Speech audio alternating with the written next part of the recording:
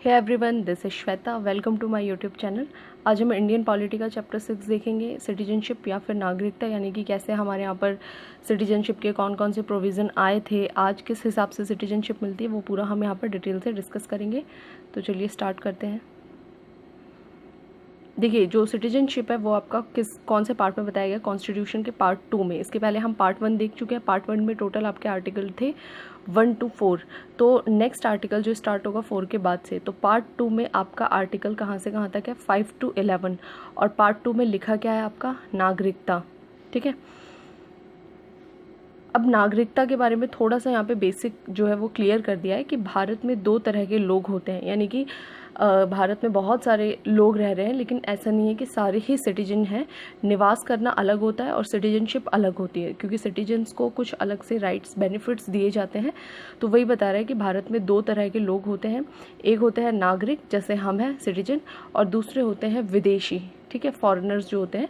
और विदेशी 2 टाइप के होते हैं, एक होता है विदेशी शत्रु और दूसरा होता है विदेशी मित्र।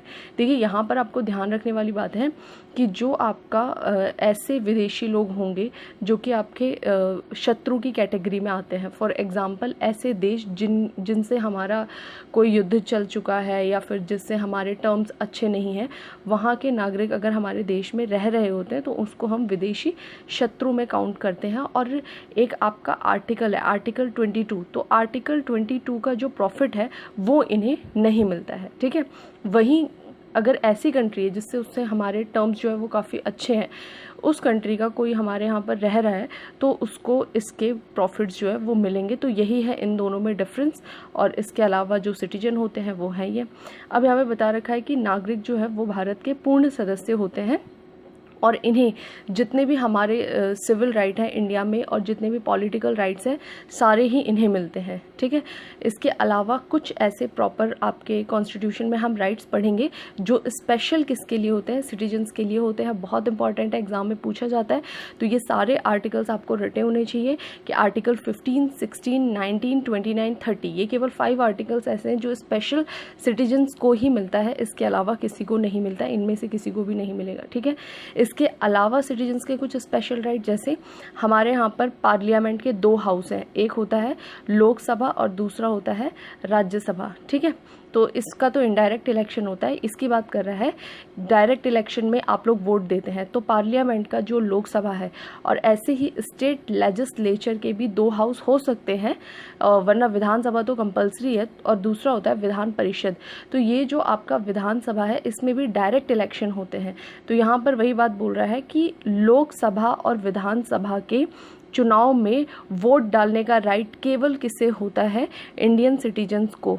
आगे बोल रहा है संसद और विधानमंडल, संसद पार्लियामेंट, विधानमंडल स्टेट लेजिस्लेचर, इनकी जितने भी हाउस हैं, जैसे लोकसभा, राज्यसभा, विधानसभा, विधान परिषद, इन चारों में इलेक्शन में कौन कैंडिडेट खड़ा हो सकता है, जो आपका इंडियन सिटीजन है। इसी तरह हमारे देश का president, vice president, supreme court या हाई कोर्ट के जो भी जज होंगे, governor of states, attorney general of India और एडवोकेट जनरल ऑफ स्टेट, ये केवल वही बन सकते हैं जो कि आपके इंडियन सिटीजन हैं।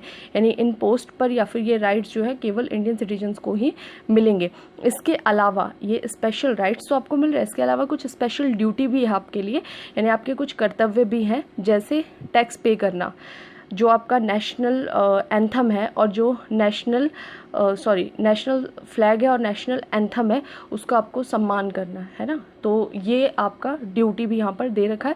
तो ये कुछ बेसिक है जो चैप्टर के स्टार्टिंग में बताई गई है।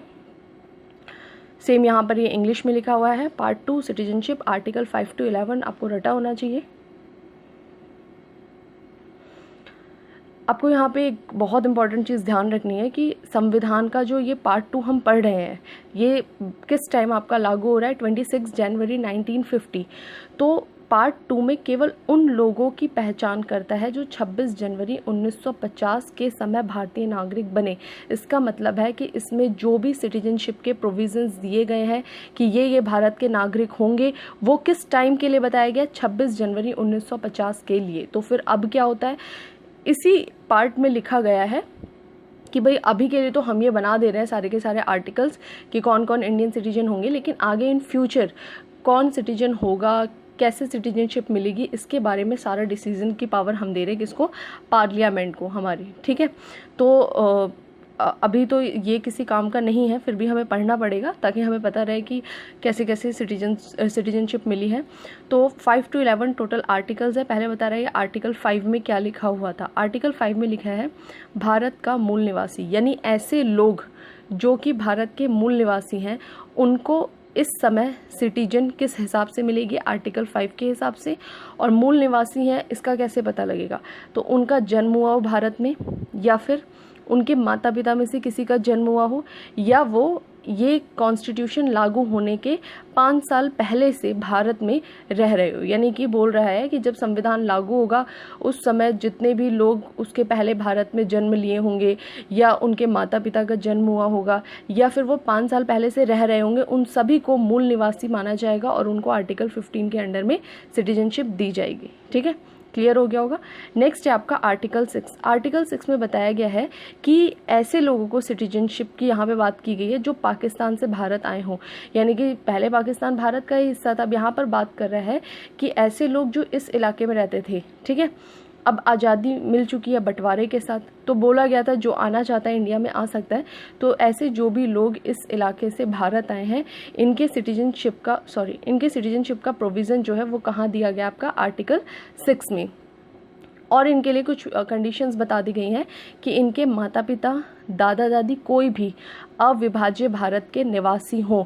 यानी कि जब आप पाकिस्तान वाले इलाके से आने का मतलब है कि जब देश का विभाजन नहीं हुआ था उस समय आप उसी बिना बंटवारे वाले भारत के हिस्से में आते हो, तभी आपको माना जाएगा कि आप उस इलाके के हैं। दूसरी बात बोल रहा है कि 19 जुलाई 1948 से पूर्व आया या इसके बाद आकर पंजीकृत। बोल रहा है कि यहाँ पे एक डेट दे दी गई थी कि 19 जुलाई 1948 से पहले ये आ सकते हैं और आके भारत के निवासी बन सकते हैं।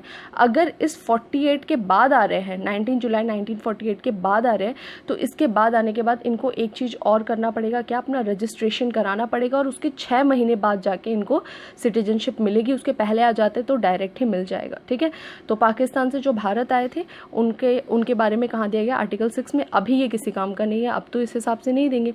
आगे बोल रहा है आपका आर्टिकल 7। इसमें किन के बारे में बात की गई है, जो लोग 1 मार्च 1947 के बाद, यानी आज़ादी के थोड़े दिन पहले की बात कर रहा है, 1 मार्च 1947 के बाद जो भारत से किधर चले गए थे, पाकिस्तान वाले इलाके में। अभी बटा नहीं है लेकिन वो यहाँ जाके निवास करने लग गए क्योंकि पता लग गया था तब तक कि हाँ बंटवारा होगा।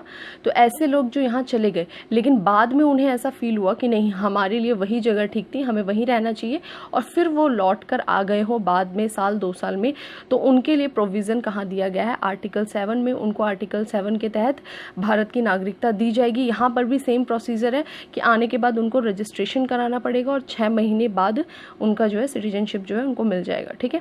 नेक्स्ट है आपका आर्टिकल 8। आर्टिकल 8 में उन लोगों की बात की गई है जो भारत से बाहर रहते हैं आज़ादी के समय, लेकिन जो उनका वंश है वो क्या है, भारतीय है। यानी कई ऐसे इंडियंस थे जो अपने बच्चों को बाहर पढ़ने भेज दिया, फिर उनकी वहीं शादी हो गई, उनके बच्चे हो गए, लेकिन उनका वंश तो क्या है, भारतीय ही है। तो उनके लिए बोल रखा है कि उनको सिटीजनशिप आर्टिकल 8 के हिसाब से मिलेगी, लेकिन कंडीशन क्या है कि उसके माता पिता या दादा दादी कोई भी अविभाजित भारत में। अब देखिए ये यहाँ पर ये नहीं बोल रहा है कि केवल भारत में पैदा हुए हो, बोल रहा है कि अगर आप पाकिस्तान में भी पैदा हुए थे आज़ादी के पहले तो हम आपको भी इंडियन सिटीजनशिप दे देंगे। अगर आप भारत से बाहर रह रहे हो किसी विदेश में, लेकिन आपका जो वंश है यानी आपके माता पिता या दादा दादी इस इलाके में पैदा हुए हो, तो हम मान लेंगे कि भाई आप भारतीय वंश के हैं और आप इसके तहत सिटीजनशिप के लिए अप्लाई कर सकते हैं। नेक्स्ट है, देखिए यहीं तक अभी हम रोकेंगे इसे। तो आर्टिकल 5 to 8 तक आपकी 4 तरह से बताया कि कैसे सिटीजनशिप मिलेगी। 5 में जो मूल निवासी होंगे, 6 में जो पाकिस्तान से भारत आए हो, 7 में जो भारत से पाकिस्तान जाकर वापस लौटा हो, 8 में भारतीय मूल के लोगों के लिए, ठीक है। तो यहाँ तो बात की गई सिटीजनशिप की। आगे आर्टिकल 9 में बता रखा है, बहुत इंपॉर्टेंट है, कि हमारे देश में दोहरी नागरिकता, डुअल सिटीजनशिप अलाउड नहीं है। इसका मतलब है कि अगर आप भारत के नागरिक हैं और आपने किसी और देश की नागरिकता ले ली, फॉर एग्ज़ाम्पल आप इंडिया में रह रहे हैं, आप ऑस्ट्रेलिया चले गए या किसी और कंट्री चले गए, वहाँ पर आपने सिटीजनशिप के लिए अप्लाई करा और वहाँ की सिटीजनशिप आपको मिल जाती है, तो हमारे यहाँ पे ड्यूअल सिटीजनशिप का प्रोविज़न नहीं है। तो जैसे आपको वहाँ की सिटीजनशिप मिलेगी, यहाँ की सिटीजनशिप आपसे ले ली जाएगी। ये बात आर्टिकल 9 में क्लियरली लिखी हुई है और ये आज भी वैलिड है, ठीक है। आगे बोल रहा है आर्टिकल 10 में कि प्रत्येक व्यक्ति जो भारत का नागरिक है, यदि संसद इस प्रकार का विधान निर्माण करे, बोल रहा है कि आगे जो भी कानून ये हमने पढ़े हैं इसमें किस तरह से बदलाव होगा वो पार्लियामेंट ही डिसाइड करेगी। और इसी को थोड़ा सा कानूनी रूप दे दिया गया आर्टिकल 11 में कि संसद जो है वो आगे नए भी कानून बना सकते हैं, जैसे नागरिकता के अर्जन और समाप्ति के लिए, कि किस किस को नागरिकता कैसे मिलेगी इन फ्यूचर आने वाले टाइम में। ये तो है जिनका कंटिन्यू है, ऑलरेडी सिटीजनशिप आगे चल रहा है, लेकिन यहाँ पर बात की है कि आने वाले टाइम में नया कैसे सिटीजनशिप मिलेगा, उसका तरीका क्या होगा। दूसरा, नागरिकता की समाप्ति कैसे होगी, किसी से सिटीजनशिप किस आधार पर छीनी जा सकती है, इसके बारे में सारी की सारी पावर सेंटर में दे दिया है किसको, पार्लियामेंट को। आर्टिकल 11 में बहुत इम्पॉर्टेंट है ये, और इसी आर्टिकल का यूज़ करके पार्लियामेंट के द्वारा, ये इंग्लिश में लिखा हुआ है, इसी आर्टिकल का यूज़ किया पार्लियामेंट ने कब, 1955 में, और एक बिल लेकर आया जो बाद में एक्ट बना था, कौन सा, सिटीजनशिप एक्ट 1955। देखिए यहाँ पर आपको समझना है कि 5 to 11 में पढ़ते हुए ये बात क्लियर हो गई थी कि ये केवल 26 जनवरी 1950 तक कौन इंडियन सिटीजन है उसके बारे में सारी बातें जो है बता रहा है। लेकिन इन फ्यूचर कोई नया केस आता है, कुछ ऐसी बातें आती हैं, तो कौन डिसाइड करेगा, पार्लियामेंट। ये आर्टिकल 11 में लिखा हुआ था और पार्लियामेंट ने उसी आर्टिकल 11 का यूज़ करके 1955 में सिटीजनशिप बिल लेकर आया, और उसको हमें यहाँ पर डिटेल में पढ़ना है क्योंकि आज इसी के हिसाब से सारा प्रोविज़न जो है वो मैनेज होता है, ठीक है। एक चीज़ और यहाँ बता दिया है कि राष्ट्रमंडल नागरिकता, कॉमनवेल्थ सिटीजनशिप जो दी जाती थी, मैं आपको पहले ही बता चुकी हूँ कि कॉमनवेल्थ जो है वो कुछ कंट्रीज़ का ग्रुप था। एक्चुअल में जो ब्रिटेन के जितनी भी कॉलोनीज़ थी, जिस पर भी ब्रिटेन का अधिकार था, जब उन देशों को ब्रिटिश ने आज़ादी दी तो उन सभी देशों का एक ग्रुप बनाया जिसका हेड खुद ब्रिटेन था, उसको बोला गया था कॉमनवेल्थ ग्रुप, ठीक है। तो इसके जितने भी लोग थे उसको सभी कंट्रीज़ ने, जो भी उसके मेंबर्स थे, उन्होंने परमिशन दे रखी थी कि भाई ये वाले जो कंट्री जो भी इसके मेंबर होंगे उसके लोगों को एक अलग से सिटीजनशिप दी जाएगी कॉमनवेल्थ सिटीजनशिप नाम से, और वो आ जा सकते हैं आराम से। लेकिन इसको हमने इसी बिल के माध्यम से 2003 में अमेंड करके ख़त्म कर दिया, यानी कि ये जो कॉमनवेल्थ सिटीजनशिप दी जाती थी इसको 2003 में ख़त्म कर दिया गया और इस आधार पर आगे नागरिकता नहीं दी गई थी। ये आपको यहाँ पर ध्यान रखना है। अब हम पढ़ेंगे इस बिल में क्या क्या चीज़ें लाई गई थी, सॉरी एक्ट ये जो आया था इसमें क्या क्या प्रोविज़न थे। तो इसमें लिखा है नागरिकता कैसे किसी को मिलेगी, नागरिकता के मिलने के लिए आर्टिकल 3 to 7। अब यहाँ पे आपको कंफ्यूज नहीं होना है, सिटीजनशिप के बारे में आर्टिकल 5 to 11 तक ही है। यहाँ क्या है, ये जो अलग से कानून लाया गया है ये कॉन्स्टिट्यूशन में नहीं है, कॉन्स्टिट्यूशन के आर्टिकल 11 का यूज़ करके एक नया कानून लगाया गया है कॉन्स्टिट्यूशन के बाहर, उस कानून का ये एक्ट है, उस कानून का ये आर्टिकल है, ठीक है। तो इसमें आपको बिल्कुल कंफ्यूज नहीं हो रहा है, वो कॉन्स्टिट्यूशन का ये इस कानून का आर्टिकल है, ठीक है। तो इसमें आर्टिकल 3 से 7 तक बताया गया सिटीजनशिप के बारे में कि कैसे मिलेगी। पहला तरीका बताया गया है जन्म के आधार पर हम किसी को सिटीजनशिप कैसे देंगे। तो यहाँ पर क्लियरली लिखा हुआ है कि 1 जुलाई 1947 को या उसके बाद जन्मा व्यक्ति भारत का नागरिक हो सकता है। बोल रहा है कि 1 जुलाई 1947 के पहले या 1 जुलाई 1947 तक या उसके बाद में जो भी भारत में जन्मे हैं उनको नागरिकता तब मिलेगी जन्म के आधार पर यदि उनके माता पिता में से कोई भी भारत का नागरिक हो। कंपल्सन है ये कि आपको आपके पेरेंट्स में से कोई भी एक इंडियन सिटीजन होना चाहिए। नेक्स्ट बोल रहा है 3 दिसंबर 2004 के बाद जन्मा कोई भी व्यक्ति जो है, अब देखो ये यहाँ तक के लिए तो प्रोविज़न दे दिया, लेकिन बोल रहा है कि 2004 के बाद हमने चीज़ें चेंज कर दी हैं। 2004 के बाद से जन्म के आधार पे तभी आपको नागरिकता मिलेगी कि आपके माता पिता में से तो कोई एक भारतीय नागरिक हो, प्लस बोल रहा है कि दूसरा अवैध प्रवासी ना हो, ठीक है, इलीगल माइग्रेंट ना हो। अब देखिए इसका क्या मतलब है, हम इसको सिंपल से एग्जाम्पल से देखते हैं कि माता पिता की बात क्या क्यों की गई है। मान लो कोई फॉरेनर है, कपल और वो इंडिया में आ रहे हैं, यहाँ पर उनकी वाइफ की डिलीवरी हो रही है, तो बच्चे का तो जन्म यहीं हुआ, तो बोल रहा है हम इस आधार पे नहीं देंगे, हम तब देते जब इसके माता पिता में से कोई एक इंडियन होता।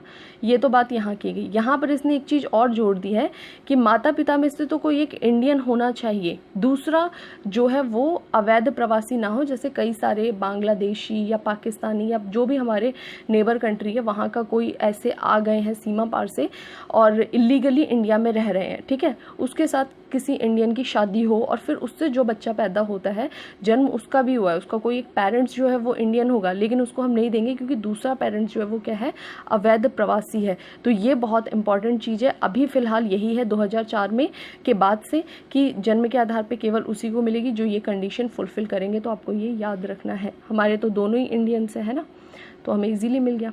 नेक्स्ट बोल रहा है वंश के आधार पर। वंश वही सेम बात है कि आपके पेरेंट्स, आपके जो भी दादा दादी नाना नानी कोई भी इंडियन होना चाहिए। तो बोल रहा है कि 1992 के पहले क्या प्रोविज़न था कि इसके पहले यदि आपके पिता भारतीय नागरिक हो और मान लीजिए आपके फादर है वो इंडियन थे, बाद में वो ऑस्ट्रेलिया या किसी कंट्री में चले गए, वहाँ उन्होंने शादी कर ली, वहाँ पर बच्चा जो होगा उसको मिल जाएगा वंश के आधार पे नागरिकता, क्योंकि उसके पिता जो थे वो इंडियन सिटीजन है। लेकिन 1992 के पहले पिता की बात कर रहा है। अगर कोई लेडी है इंडियन, उसकी बाहर शादी हो रही है, उसका बच्चा हो रहा है, तो उसको ये सिटीजनशिप नहीं मिलेगी, क्योंकि यहाँ पर ये स्पेशल मेंशन किया गया पिता की नागरिकता चलेगी, ठीक है। इसको बाद में चेंज कर दिया गया था क्योंकि सही नहीं है, तो 1992 में चेंज करके 1992 से 2004 में बोल दिया गया था कि माता पिता में से कोई भी एक भारतीय हो चलेगा, यानी पिता वाली कंडीशन ख़त्म कर दी गई। 1992 में बोल दिया गया कि माता या पिता कोई भी एक इंडियन होगा और वो फॉरेन में उनका बच्चा हुआ होगा तो उसको इंडियन सिटीजनशिप मिल सकती है। एक और कंडीशन जोड़ी गई है, ये तो है चल रही है अभी, प्लस इसके साथ में एक और जोड़ा गया 2004 में कि एक कंडीशन और है कि अगर आप भारत के बाहर आप पैदा हुए, आपके माता पिता में से कोई एक इंडियन हो, प्लस इसके साथ आपका जैसे ही जन्म होगा उसके 1 वर्ष के अंदर में जो भी वहाँ पर इंडियन एम्बेसी होगी, भारतीय कॉन्सुलेट, वहाँ पर आपको 1 साल के अंदर क्या कराना होगा, पंजीकरण। हम तो करा नहीं सकते भाई 1 साल के होंगे तो, यानी हमारे पेरेंट्स को ध्यान रखना होगा कि अगर हमें अपने बच्चे को इंडियन सिटीजनशिप दिलानी है तो 1 साल के अंदर ही वहाँ पर रजिस्ट्रेशन कराना कंपल्सरी है। बहुत सिंपल है, इतना सारा नहीं रटना है आपको, सिंपल याद रखना है। जन्म के आधार पर ये वाला प्रोविज़न ध्यान रख लेंगे, वंश के आधार पर ये लास्ट वाला याद रख लेंगे। तीसरा तरीका है पंजीकरण, है ना, रजिस्ट्रेशन करा के आपको कैसे इंडियन सिटीजनशिप मिल सकती है। तो बोल रहा है कि ऐसा भारतीय मूल का व्यक्ति, यानी कि आपकी नस्ल जो है वो भारतीय है और ऐसा कोई व्यक्ति 7 साल से भारत में रह रहा हो लगातार और वो चाह रहा है कि अब मैं यहीं की सिटीजनशिप ले लूँ, तो वो यहाँ पर रजिस्ट्रेशन करके अप्लाई कर सकता है। या फिर भारतीय नागरिक से विवाह हो गया हो, कोई फॉरेनर है, इंडिया आ गए, यहाँ पर उनकी शादी हो गई है और फिर वो 7 साल से यहीं रह रहे हैं अपने जो भी हस्बैंड वाइफ हो, तो वो भी अप्लाई कर सकते हैं इस आधार पर। या फिर भारतीय मूल का अविभाजित भारत में रहने वाला, यानी ऐसा कोई व्यक्ति है जो भारतीय मूल का है और वो किधर रह रहा है, अविभाजित भारत से बाहर रहने वाला, यानी कि वो इस पाकिस्तान वाले इलाके में ना रह रहा हो। ये बात ध्यान रखनी कि जो भी सिटीजनशिप के प्रोविज़न है ये उनको नहीं मिलेगी जो पाकिस्तान में रह रहे हैं, तो उसको इसमें काउंट नहीं किया जाएगा क्योंकि वो पहले भारत का ही हिस्सा था, ठीक है। तो बोल रहा है कि ऐसे भारतीय मूल के व्यक्ति जो कि अविभाजित भारत यानी इन वाले पूरे इलाके से बाहर रह रहे हो, वो भी इस हिसाब से अप्लाई कर सकते हैं। वो तो हमने पीछे ही देखा है अभी भारतीय मूल के कैसे अप्लाई करना है। नेक्स्ट है भारतीयों के नाबालिग बच्चे, यानी जितने भी इंडियंस हैं उनके जो भी बच्चे होंगे नाबालिग हैं उनका भी पंजीकरण कराना पड़ता है। माता पिता स्वतंत्र भारत के पंजीकृत नागरिक हो और 12 माह से भारत में रह रहा हो। बोल रहा है कि अगर आपके माता पिता भारत के सिटीजन रह चुके हैं कभी भी और आप फॉरेनर हैं लेकिन अभी आप लास्ट 12 माह से भारत में रह रहे हो, ठीक है। अब इसमें डिफरेंस ये है, यहाँ पे केवल नस्ल की बात कर रहा है, माता पिता नहीं दादा दादी भी हो चलेगा। यहाँ पर बात कर रहा है कि माता पिता होने चाहिए आपके सिटीजन और फिर आप 12 माह से लास्ट रह रहे हो तो आप अप्लाई कर सकते हैं। इसके अलावा समुद्र पारीय नागरिक के रूप में 5 वर्ष से पंजीकृत हो। ओवरसीज सिटीजन ऑफ इंडिया यानी कि वही भारतीय मूल के व्यक्ति हैं और ये एक अलग से सिटीजनशिप का प्रोविज़न है। ऐसे लोगों के लिए कार्ड दिया जाता है उन्हें। तो अगर आपने वो कार्ड ले रखा है और आप इस रूप में 5 साल से पहले ही रजिस्टर्ड है तो अब आप 5 साल बाद अप्लाई कर सकते हैं। तो ये सिंपल सा है, थोड़ा सा इसे देख लेना, बहुत नहीं रटना है, इंपॉर्टेंट नहीं है। नेक्स्ट है आपका प्राकृतिक रूप से, बाय नेचुरलाइजेशन। तो इस तरह से कैसे दिया जाता है, केंद्र सरकार किसी भी व्यक्ति को कुछ शर्तें पूरा करने पे डायरेक्ट उसको क्या दे सकती है, सिटीजनशिप। इसको बोलते हैं प्राकृतिक रूप से। कंडीशन बस एक यहाँ पर ये ध्यान रखना है कि वो अवैध प्रवासी ना हो, सेम वही, ठीक है। तो अब बोल रहा है कि सेंट्रल गवर्नमेंट किसी को भी दे सकती है सिटीजनशिप इस आधार पे, किन किन कंडीशन पे, पहले 12 माह पूर्व से भारत में रह रहा हो, यानी कि लास्ट 1 साल से वो कंटिन्यूस इंडिया में ही स्टे कर रहा हो। दूसरी चीज़, 14 में से 11 वर्ष भारत में रह चुका हो, यानी कि रह तो वो लास्ट 14 ईयर्स से रहा हो, लेकिन इनमें बीच में 2 महीने, 4 महीने, 6 महीने अपने देश विदेश जहाँ भी रहता था वहाँ गया हो। और 14 में से अगर हमने सारे उसके डेज़ को या ईयर्स को काउंट करा तो मिनिमम जो है 11 ईयर्स जो है उसके इंडिया में होने चाहिए इन 14 में से। और इन 11 में से भी लास्ट 1 ईयर से तो वो इंडिया में रह ही रहा हो। तो इन दोनों कंडीशन को जो फुलफ़िल करता है उसको, प्लस अगर उसका चरित्र अच्छा है, कैरेक्टर, और उसको 8th शेड्यूल हम पहले पढ़ चुके हैं। तो 8th शेड्यूल में जो भी आपकी लैंग्वेज थी जिसको कॉन्स्टिट्यूशन ने दर्जा दिया है अपनी संवैधानिक भाषा के रूप में, अगर उसमें जो रजिस्टर्ड लैंग्वेज है उनमें से किसी भी एक लैंग्वेज का, टोटल 22 है, किसी भी एक लैंग्वेज का आपको ज्ञान है, जानकारी है, तो इन कंडीशंस के आधार पे आपको सेंट्रल गवर्नमेंट जो है सिटीजनशिप दे सकती है।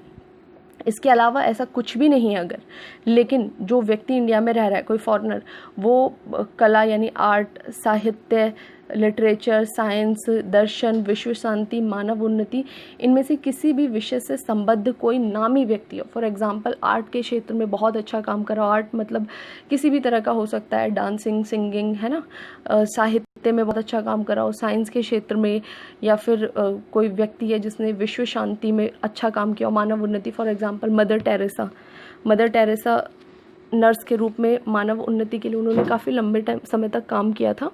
तो उन्हें इसी आधार पे प्राकृतिक रूप से ही क्या दे दी गई थी, भारत की नागरिकता दे दी गई थी। तो अगर ये कंडीशन ना भी फुलफ़िल कर रहे हो लेकिन इस क्षेत्र में आप बहुत अच्छा काम कर रहे हो तो फिर आपको सेंट्रल गवर्नमेंट ये सिटीजनशिप दे सकती है, ठीक है। ये सेम है by birth, bye decent, bye registration. Last है ये आपका क्षेत्र अधिग्रहण द्वारा, ठीक है। तो ये 5वां तरीका है आपको सिटीजनशिप देने का 1955 के एक्ट के। और इसमें बोल रखा है कि हम मान लीजिए ये इंडिया है, कल को हमारा किसी देश के साथ युद्ध हो, ठीक है, और उसके हमने इतने क्षेत्र पर कब्जा कर लिया, यानी वो हम क्षेत्र जीत चुके हैं और हम जो है उस क्षेत्र को अपने देश में मिला रहे हैं। कौन से आर्टिकल का यूज़ करके मिलाएंगे बताइएगा मुझे कमेंट में, किस आर्टिकल का यूज़ करके हम बाहर के क्षेत्रों को भारत का हिस्सा बना सकते हैं। तो अगर आप इसको भारत में मिला रहे हैं तो यहाँ के जितने भी लोग होंगे जो यहाँ रहना चाह रहे हैं उनको हम क्षेत्र अधिग्रहण के द्वारा भारत की नागरिकता दे देंगे, उसको भारत का नागरिक घोषित कर दिया जाएगा, ठीक है। तो जब भी हम किसी क्षेत्र को मिलाते हैं तो वहाँ के नागरिकों को इस आधार पर नागरिकता दी जाती है। तो ये 5 तरीके हो गए। सबसे पहले हमने पढ़ा था सिटीजनशिप आर्टिकल 5 to 11 जो कि अभी बहुत काम का नहीं है, और फिर इसके आर्टिकल 11 का यूज़ करके पार्लियामेंट ने एक अलग से कानून बनाया था, उसका नाम था सिटीजनशिप एक्ट, नागरिकता अधिनियम। तो ये जो एक्ट लाया गया था इसमें 5 तरीके बताए गए हैं, 3, 4, 5, 6, 7, टोटल 5 है। जन्म के आधार पे, वंश के आधार पे, इंपॉर्टेंट है याद रखना ये, पंजीकरण प्राकृतिक रूप से, और लास्ट है आपका क्षेत्र अधिग्रहण के आधार पे, यानी इन 5 आधारों पे किसी को कैसे नागरिकता दी जाएगी। एक और यहाँ पर पॉइंट है, छोटा सा देख लेंगे, असम समझौता 1985 में। ये असम समझौते के आधार पर 1985 में कुछ लोगों की नागरिकता का प्रोविज़न अलग से किया गया था। जैसे ये जो आपका असम है, इस वाले क्षेत्र में बांग्लादेश, यहाँ पर जो देश है, पहले पाकिस्तान था, पूर्वी पाकिस्तान, उससे बहुत सारे लोग जो हैं वो क्या बोलते हैं सीमा पार करके इस क्षेत्र में आ चुके थे। तो ये जो असम वाले क्षेत्र में बांग्लादेशी रह रहे थे उनकी नागरिकता का प्रोविज़न 1985 में किया गया था और यहाँ लिखा गया कि असम में 1966 के पूर्व आए सभी बांग्लादेशी को जो 1966 के पहले आ चुके हैं और आने के बाद से कंटिन्यूस इंडिया में ही रह रहे हैं, उनको भारत का निवासी बना दिया जाएगा डायरेक्ट, बिना किसी फॉर्मेलिटी के, ठीक है। लेकिन जो लोग 1966 के बाद आए हैं और 1971 के पहले आए हैं, ठीक है, यहाँ पर ये डेट आपको ध्यान रखनी होगी क्योंकि 1971 तक ये जो बांग्लादेश है आपका पूर्वी पाकिस्तान था, इसके बाद ये बांग्लादेश बन जाता है। तो बोल रहा है कि 1966 से 1971 के बीच जो आएंगे उनको भी इंडियन सिटीजनशिप मिल जाएगी, लेकिन उनको आने के बाद कम से कम 10 साल भारत में रहना होगा, तब उनको उनके वोटिंग राइट्स वगैरह मिलेंगे, ठीक है। तो यहाँ पर ये दो चीज़ें ध्यान रखनी है कि 1966 से पहले जो आए हैं बांग्लादेशी असम में उनको डायरेक्ट मिल जाएगा और उसके बाद जो आएंगे 1971 के पहले भी ध्यान रखना है कि इन दो कंडीशंस के बीच में आएंगे तो उनको 10 साल भारत में रहने के बाद जो है वोटिंग राइट वगैरह मिलेंगे, ठीक है। ये इंग्लिश में है सेम। नेक्स्ट है आपका नागरिकता की समाप्ति। अब देखिए नागरिकता की समाप्ति वाला भी हम किस में पढ़ रहे हैं, सिटीजनशिप एक्ट 1955 में ही, उसी में बताया गया नागरिकता दी कैसे जाएगी 3 से 7 तक, और 7 के बाद से 8, 9, 10 में बताया गया कि नागरिकता छीनी कैसे जाएगी 55 के अकॉर्डिंग। तो बोल रहा है 3 तरीके हैं, एक है स्वैच्छिक त्याग, दूसरा है बर्खास्तगी और तीसरा है वंचित। इन 3 तरीके से आपकी सिटीजनशिप छीनी जा सकती है। पहला बोल रहा है स्वैच्छिक त्याग, नाम से ही पता लग रहा है कि जब आप पूरी आयु और क्षमता के हो, आयु मतलब आपका जैसे 18 ईयर्स आपके कंप्लीट हो चुके हो और प्लस मेंटली आप बिल्कुल फिट हो, तो ऐसे सिचुएशन में आप चाहें तो अपना सिटीजनशिप खुद त्याग कर सकते हैं, मना कर सकते हैं उसके लिए अप्लाई करके, और आपकी सिटीजनशिप जो है वो ले ली जाएगी, ठीक है। बर्खास्तगी का मतलब इसमें वही बात लिखी गई है, यहाँ पर भी देखिए आर्टिकल 9 है और ये आपका कॉन्स्टिट्यूशन के भी आर्टिकल 9 में सेम बात लिखी गई थी, दोहरी नागरिकता। तो यहाँ बोला गया है कि अगर आप किसी और देश की नागरिकता लेते हैं तो आपको भारतीय नागरिकता बर्खास्त कर दी जाएगी। नेक्स्ट है आपका वंचित कब किया जाएगा, यदि केंद्र सरकार द्वारा नागरिकता आपको जो भी दी गई है उस नागरिकता को लेने में आपने कोई फर्जी चीज़ें यूज़ की हैं, मान लीजिए आपने सिटीजनशिप के लिए अप्लाई किया था और आपने कोई फर्जी डॉक्यूमेंट्स वगैरह दिए थे, बाद में अगर इसका पता लगता है यानी फर्जी नागरिकता आपने ली है, आपने संविधान का अनादर किया, यानी आप कॉन्स्टिट्यूशन का अनादर कर रहे हो, डिसरिस्पेक्ट कर रहे हो, ऐसी सिचुएशन में शत्रु देश से युद्ध में गैर कानूनी संबंध, यानी हमारा किसी देश के साथ युद्ध चल रहा है और उस टाइम में आप उसके साथ कुछ रिलेशन में हो, रिलेशन का मतलब है कुछ इन्फॉर्मेशन दे रहे हो, कुछ अलग से आपने टर्म्स जो है उसके साथ इस्टेब्लिश किए हैं, ऐसे सिचुएशन में पंजीकरण के बाद 5 में से 2 साल किसी देश में कैदी के रूप में, यानी आपको इंडियन सिटीजनशिप मिल चुकी है और 5 साल उस सिटीजनशिप को मिले हुए हैं और उन 5 साल में से 2 साल आप किसी और देश में सजा भुगत के आ रहे हो, या फिर आपने सिटीजनशिप ले तो ली है लेकिन लेने के बाद 7 साल से कंटिन्यूस आप भारत के बाहर ही रह रहे हो, तो इन कंडीशन में आपकी सिटीजनशिप छीनी जा सकती है। लेकिन ये उन्हीं लोगों के लिए है जिन्होंने सिटीजनशिप अलग से ली है, यानी कि जो जन्म से भारत के नागरिक हैं उनकी नागरिकता नहीं छीनी जाएगी। इसके अलावा जो नागरिकता दी जा रही है, अगर वो इन सब चीज़ों के इन चीज़ों में से कुछ भी करते हुए पाए जाते हैं तो ऐसी कंडीशन में उनकी सिटीजनशिप छीनी जा सकती है और इसको बोलते हैं हम वंचित करना, ठीक है।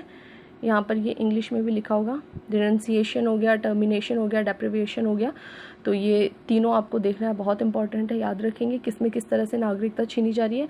एक और मैंने लिखा है आर्टिकल 11। आर्टिकल 11 जो है राष्ट्रमंडलीय नागरिकता है, जो मैं आपको बता चुकी हूँ कि 2003 में आपका कॉमनवेल्थ सिटीजनशिप समाप्त किया जा चुका है, तो वही यहाँ पर बात लिखी गई है। देखिए एक छोटा सा और टॉपिक है, इसको बोलते हैं हम एकल नागरिकता या फिर सिंगल सिटीजनशिप। तो ये थोड़ा सा इसको डिटेल में बता रहा है जो हम पहले पढ़ चुके हैं।